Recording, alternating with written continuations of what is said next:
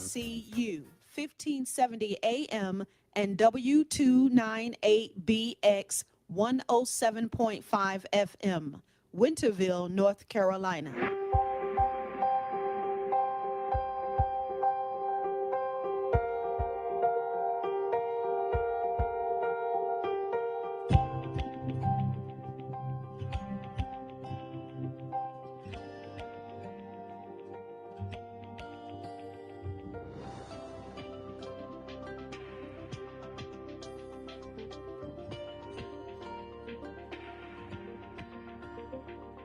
Motivations with Glenn.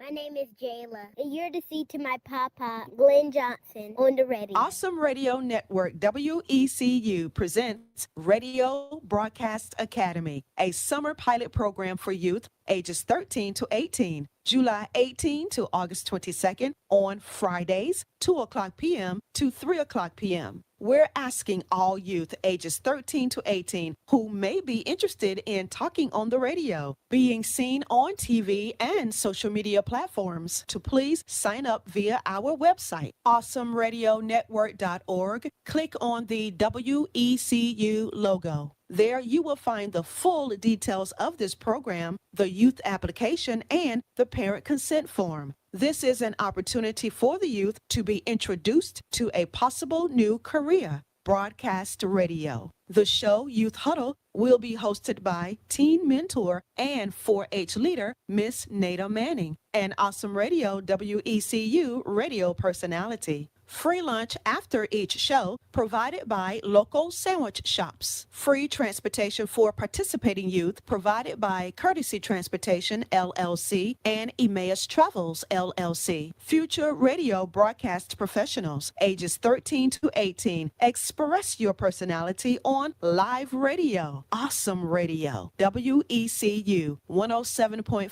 FM and 1570 AM. Full details can be found on our website along with the youth application form and the parent consent form. AwesomeRadioNetwork.org. Click on the WECU logo. Contact us at 252-756-3137. That's 252-756-3137. Radio Broadcast Academy, a summer pilot program for youth ages 13 to 18. Presented by Awesome Radio Network, WECU. Hello, my name is Dr. Wiley Nifong.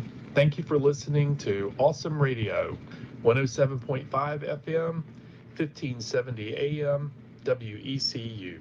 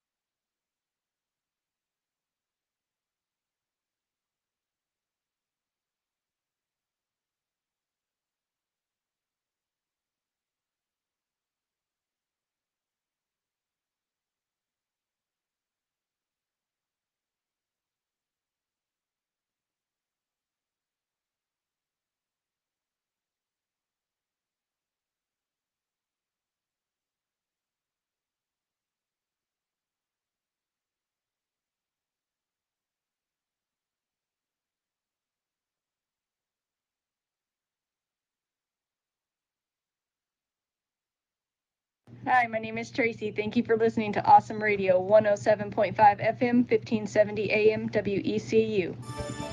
You want to know the law where you live before you install an AED device. Stay tuned. Legal advice you must not ignore. All ahead on today's Legal Alert. Having a defibrillator on site can be a wonderful idea, but it's important to understand your obligations if you do offer such a tool in your ministry.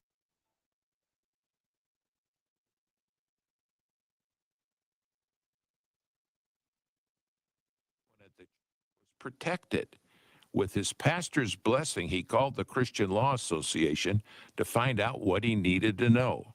Our attorneys were able to explain to Rodney that this particular state in which he lived required any organization that offered an AED to provide training to any intended users.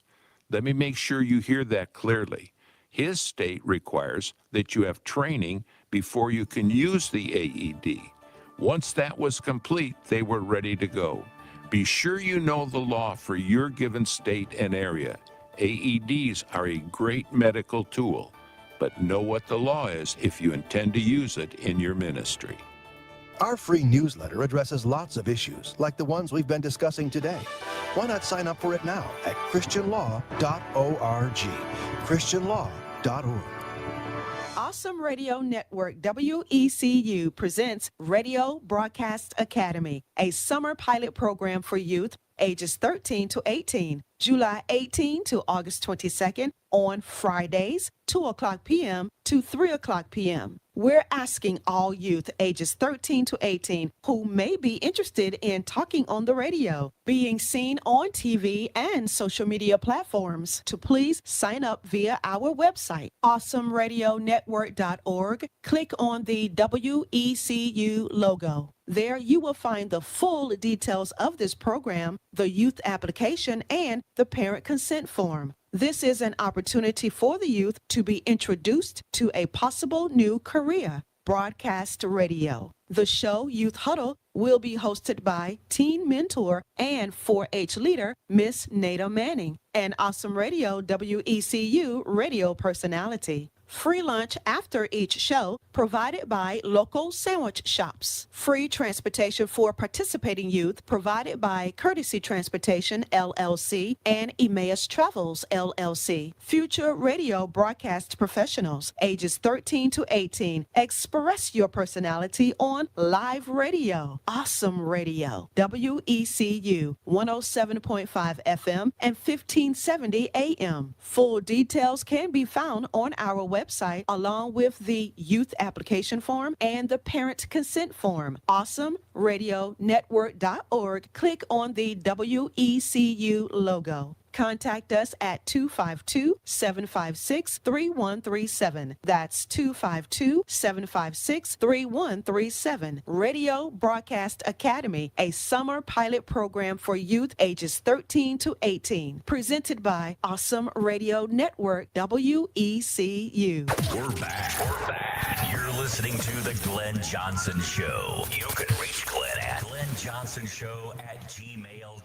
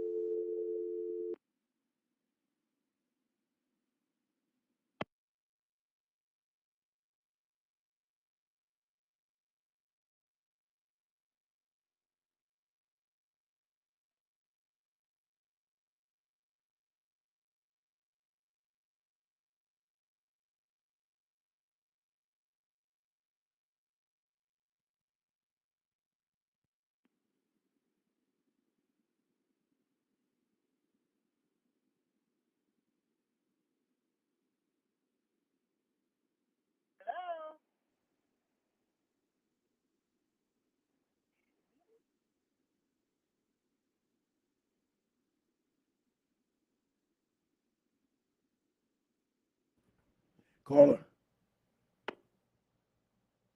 Caller. All right, we'll try that again, Apostle. Yeah, it looks like our caller is having some trouble getting connected. You can call back again, caller. We're trying to wait on you. I mean, I'm interested in the question. I'm sure, Dr. Glenn, that my outrage has reached this city. And other people are getting heated up with me about that money that's missing. But anyhow, Dr. Glenn, we're going to move on here and move forward. And caller, you are welcome to call back in, and we'll hear your question. But the question that was given through the email was about overpayment. And it said here that they could take 100% of your current benefits that are coming to recoup that overpayment. But here it is. It said return to the 100% overpayment recovery rate. It says sometimes the Social Security Administration makes a mistake and overpays beneficiaries. When this happens, it's entitled to collect. Oh, our caller is calling again. Caller, we hope we get you on this time. Thank you for calling again, caller. You are live on the Glenn Johnson Show, Awesome Radio. You have a comment or question? I have both. This is a technical question because I called both of your cell phones. What happened? Because there was dead air. Oh, I'm sorry. Did you not have your mics on? They're on now, yes. Okay. Maybe that so maybe that was my fault. I apologize for that. Okay, because I've gotten several phone calls saying that our station was not on the air. Oh, sorry about that. Okay, so it had to have been off for a while. Oh my God. Okay. Thank you. Bye-bye. Oh, I just looked and I just see her call like a minute ago. I missed it. But yes, oh my goodness. But we are right back with the question that asks if you have had an overpayment, how would they recover this overpayment? And it says that sometimes the Social Security Administration makes a mistake and overpays beneficiaries. When this happens, it's entitled to collect the extra money back from future checks. The Biden administration capped the overpayment recovery rate to the greater of $10 or 10% of your checks in 2024. For example, if your Social Security check was normally $2,000 per month and 1 month you get $3,000, the Social Security Administration could withhold $100 from each of your future checks, meaning you'd get $1,900 per month until they recoup the extra $1,000. Yeah, but at the beginning of that, they said they could withhold 100% of your money. If they withhold 100% until they recoup the money, that is the person's entire amount, and they should recoup the amount within a reasonable time because they're withholding 100%. Doesn't that make sense? Yes, but it says here that it said return to the 100% overpayment recovery rate. It says here that like they're only getting 10%. That was in 2024. Now it says here the Trump administration has reinstated the 100% overpayment recovery rate that was in place prior to 2024. So in 2025, it's different. That's what it said. This applies to all new overpayments that occur on or after March 27, 2025. Overpayments that occur prior to this will still have the 10% recovery rate cap. And so that's what they're saying is that in 2025, which is this year, that they can do it at 100% recovery. So if they have overpaid you, they could take 100% of your check until they have recouped the money that they needed to recoup. I think that's unfair. I believe we need to stick with the Biden administration of 10%. I mean, and just go ahead. I mean, taking a person's 100% of their income, that is something. That is something. I got to tell you something. I wasn't going to mention this. I was going to save it. But since we have 2 minutes to go, before we go to the fourth segment, then that'll start our final 20 minutes. So somebody asked me, because of the new administration, they said, we are the only country that have all this talk about, races and stuff. No other country. So they asked me, said, what's your thoughts on that, Dr. Johnson? I said, let me explain something to you. We are all one people. We are God's people. So it shouldn't matter if you are African American, Caucasian, Latino, Indian. It shouldn't matter. We are just one person. We are one God's people. So therefore, there should be no such thing as race, color, creed, ethnicity. We are just one. And the person want to say, yeah, they don't think they're going to be satisfied because our current administration, they want to take everything. They said our current president ain't going to be satisfied. He already did something with Obamacare, this thing. They said he's not going to be satisfied until he can officially adopt Sasha and Malia. Wow. Took Obama, all Obama other stuff. He's not going to be satisfied till he adopts Sasha and Malia. I said, no joke about that. Well, and there are a lot of cuts that are going on, and we've even seen in our particular county, some of the programs have been disbanded and they're no longer available. So the cuts are affecting everyone in every place. Yeah. And so we have to deal with that and look at that, and also be prayerful about the future, because we see what has already happened, but we don't know what will come next. And I want to ask you a question when we come back from the break. We have 20 seconds before we go to the break. Now down to 15. Apostle, if you want to take us out to the break. Yes, we want you to come right back with us. We had giving you some great facts, but we have a few more that we want to hand out to you. This is the Glenn Johnson Show. We'll be right back in a moment. Keep it locked right here to the Glenn Johnson Show. This is today's GFA Minute with KP Yohannan. What will we do? Will you carry gospel tracts wherever you go? Because physical hunger is one thing. The more terrible tragedy, people die without God and go to hell and forever. Will you make a commitment that you rather fast a day and use that money to buy gospel tracts and know where you will go without a commitment to give 2 or 3 or 4 people a gospel? They'll read it on national program. You can give to that night. You can pray, God, today I gave out 5 gospel tracts. I cry out to you, O Lord. Would you please use that to bring hope into their heart? A couple of years ago, one atheist man who did not believe in God got a gospel tract and he read it. He gave his life to Christ, came to a Bible school. KP's book, Revolution in World Missions, is yours free at gfaminute.org. Hello, my name is Daniel out of Greenville. Thank you for listening to Awesome Radio 107.5 FM, 1570 AM, WECU. Welcome back, ladies and gentlemen, to the Glenn Johnson Show. Motivation was Glenn and Apostle Jacqueline Cullins Williams. We have reached our final 20 minutes of today's broadcast, so I'm not going to delay anything. But I did say I was going to ask Apostle a question. And that question is, Apostle, what are your thoughts on, like you said, there's so many cuts being around the country. So we always hear about cuts, but what about things being added to people's benefits? How come we don't hear things about that? Well, on this particular document with the Social Security Administration, and I know it seems like we were probably not being on the air when we were talking about the things that they have found with these overpayments. But we also see an increase where it's talking about a certain amount of increase that is coming for the Social Security benefits. Maybe it's some of the money that have been being stolen through the administration that they're now redistributing it out to other people. And if you didn't hear what we were talking about earlier, I'll just briefly explain. They were talking about benefits that was being paid out to people who had been dead for quite a while.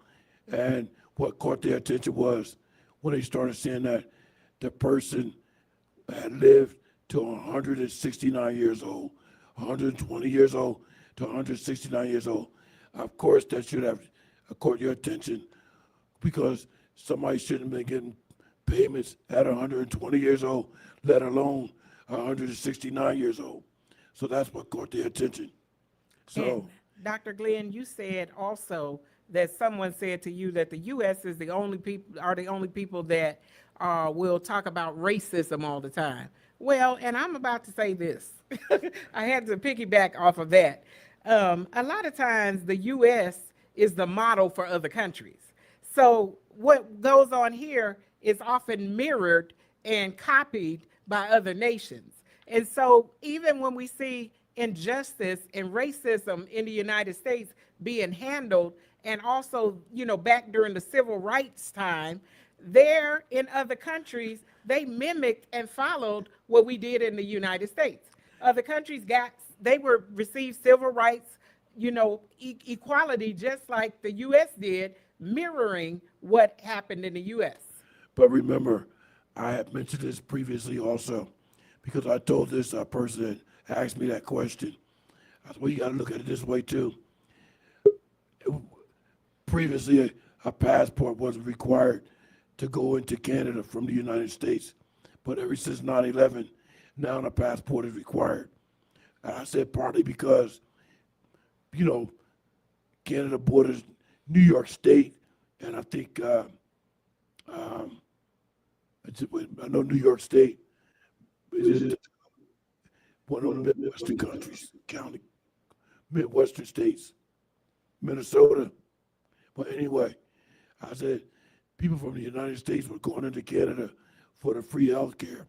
They would use somebody's name in Canada they knew to access their health care for free, because Canadians don't pay for health care, which the United States should mimic from Canada. We have Social Security, we have Medicaid, we have Medicare. So why did we have to pay for health care?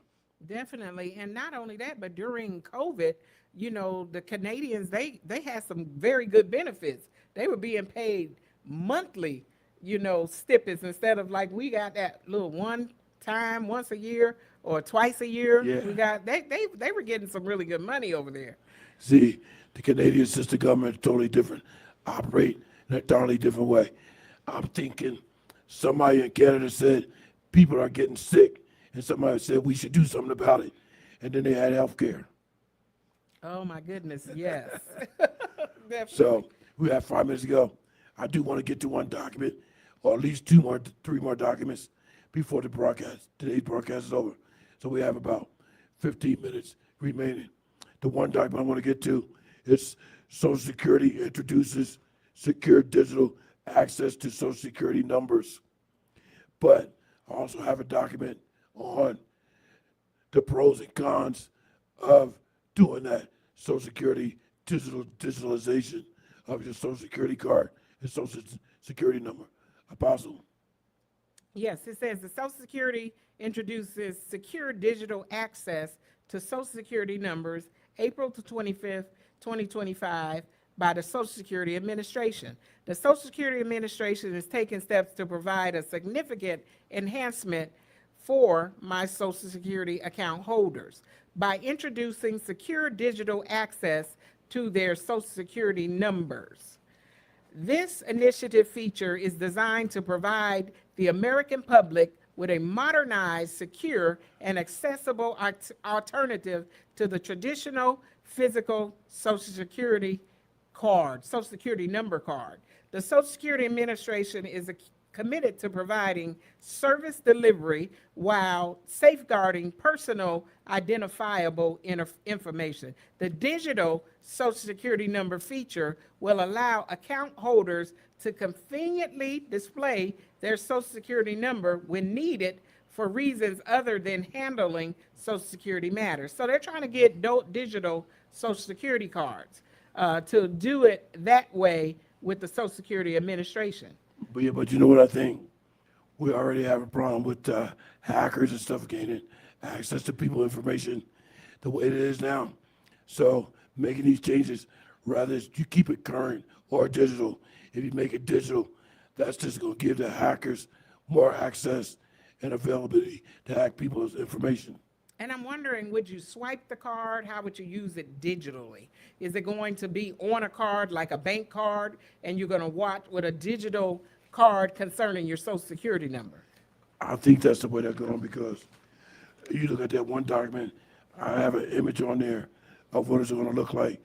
It looks like a Social Security card, but I'm assuming it's plastic with a chip that has a gold government seal on it. You see that? Yes, I see it. It says digital access to your Social Security number through My Social Security portal. So this is actually going to be implemented or started this summer, from what I understand, Dr. Glenn. Yeah. And it says to access reduced paper, card replacements, and improve data protection.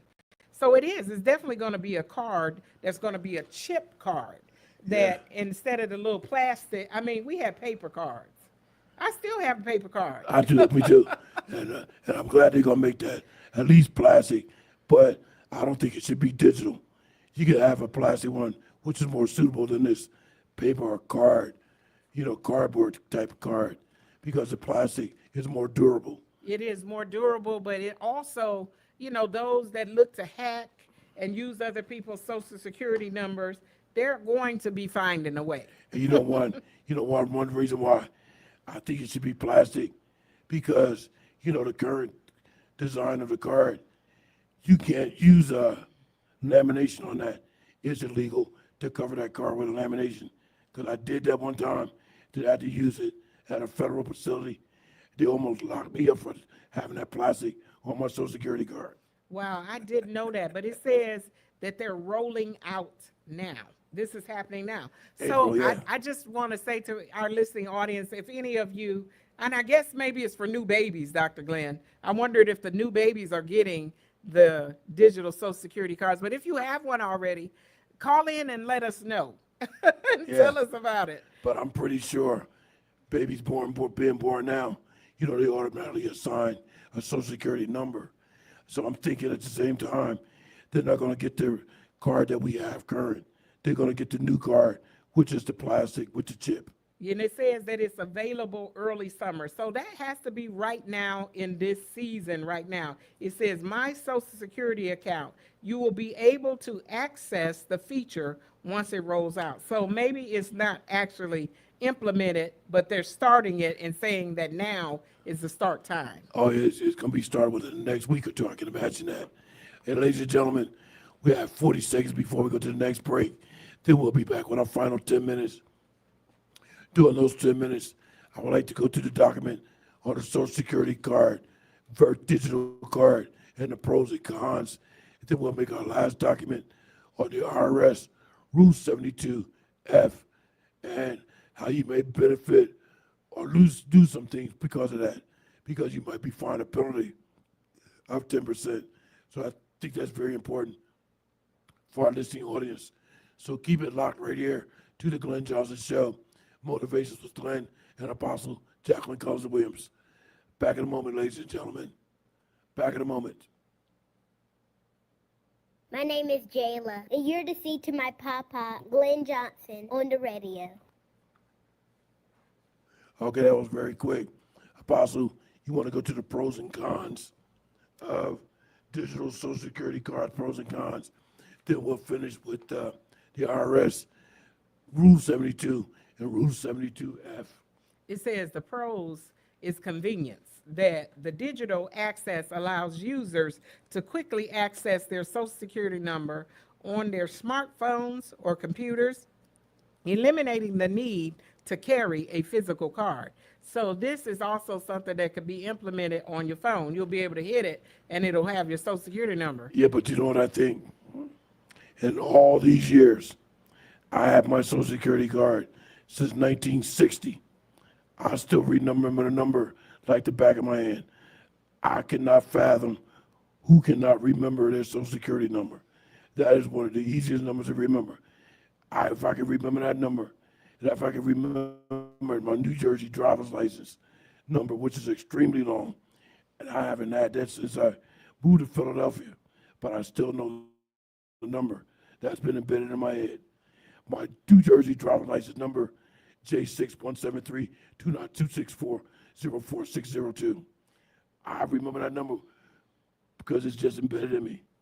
And Dr. Glenn, I was smiling to myself because I saw that. I wanted to say something, but I'm not going to say anything about how men are and the things that they retain. And I also remember we talked about retaining Social Security numbers in your mind because of the military, because you had to say it so many times. Yeah. So, but then if I asked you your wife's and then asked you her birth date, the anniversary, no, I'm just kidding. Would you know any of those things?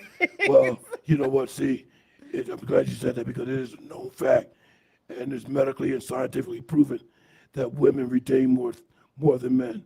And the other thing is because women, a part of their brain is larger than men, which is why women are able to multitask better than men. And it also said here, and I saw this on one of the sheets, and we didn't mention it, but it said also that women are going to have potential to live longer than men and going to be drawing Social Security benefits longer than men. And I saw that on there, and I thought, wow, they're looking out for us, aren't they, Dr. Glenn? No comment. No comment. But it says here, that one of the pros also is the risk of loss or theft. The digital Social Security number removes the risk of losing the physical card or having it stolen, which leads to identity theft. And it says the potential for fraud. Now, this is a con. It says if my Social Security portal is hacked or compromised, sensitive Social Security data could be exposed. And that's what we were just talking about. In every system, even when they improve it, there are going to be some hackers that are looking to find a way to breach that system. And then you know what happens when they do? The government will employ them because they want to know how you were able to do that. So they want these secrets.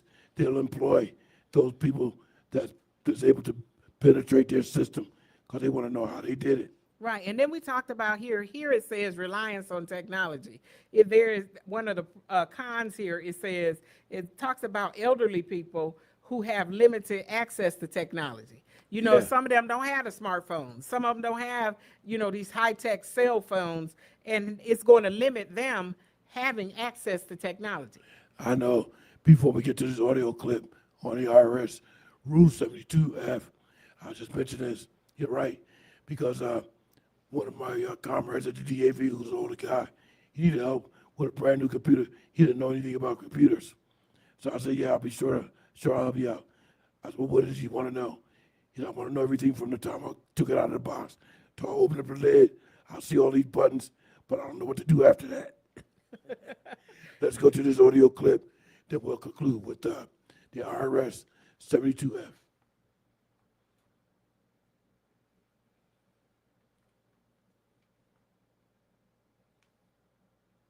Let's say that you've done an exceptional job saving for retirement over your career and want to retire early. Or maybe you're in a tough financial spot and are considering a withdrawal from one of your retirement accounts. In each case, there's one catch. If you're not 59 and a half, you'll owe a 10% penalty on any withdrawals. So how can you access your retirement funds without paying this penalty? That's where Rule 72T can come into play. Rule 72T refers to IRS Code Section 72, subsection T. It's a section of the Internal Revenue Code that outlines a way to make early withdrawals from retirement accounts without being subject to the normal 10% penalty. If you retire before age 59 and a half, you can still access funds from your IRA, 401k, or 403b using Rule 72T.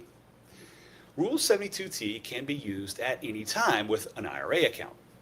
For the rule to be used with an employer retirement plan, such as a 401k or a 403b, the plans can no longer be active. You must separate from service before you can access those funds in this way. As you would expect, in order to avoid the penalty, you'll have to abide by a few rules.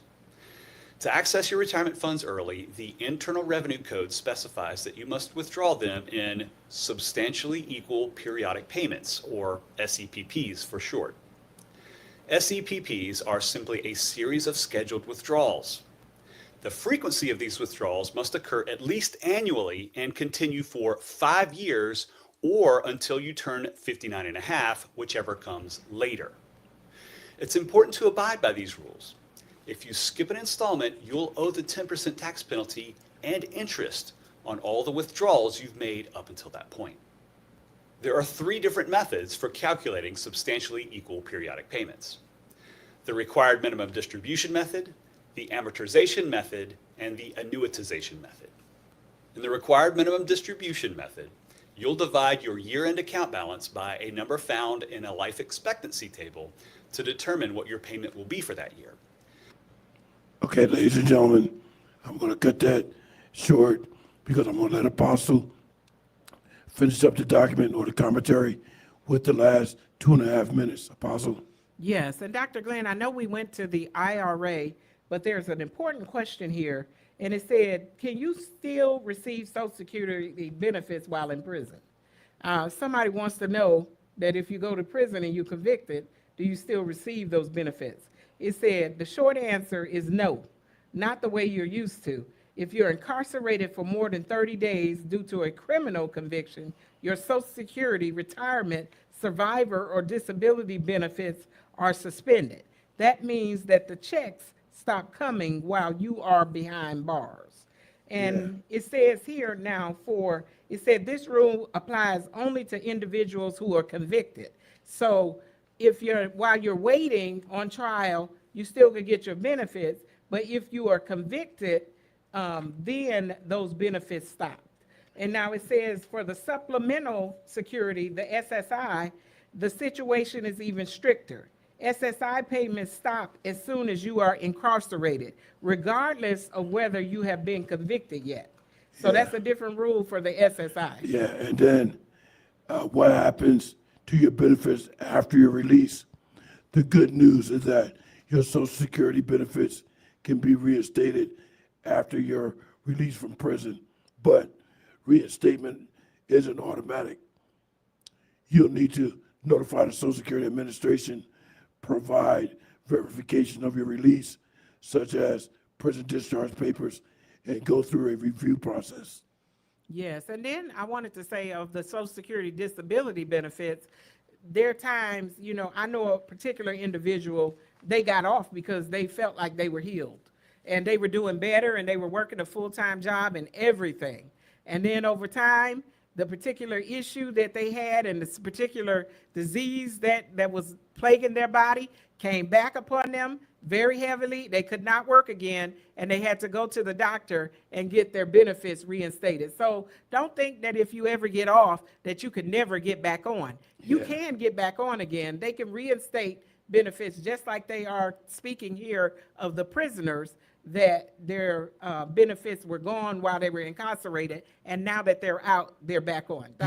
Because the circumstances have changed, and now they're in a different category, facing different circumstances. So that's why they reinstated, but modified. I want to thank everybody for tuning in today.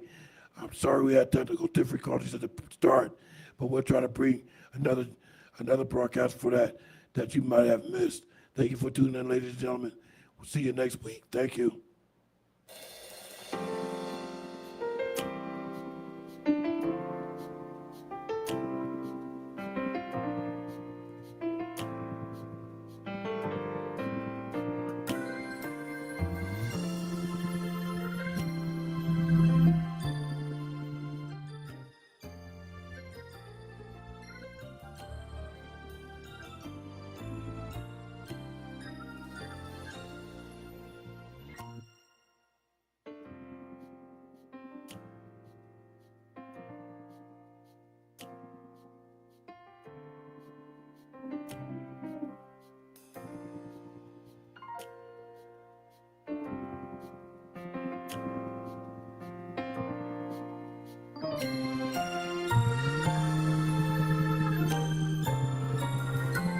WECU 1570 AM and W298BX 107.5 FM, Winterville, North Carolina. The following program is a recording from a previously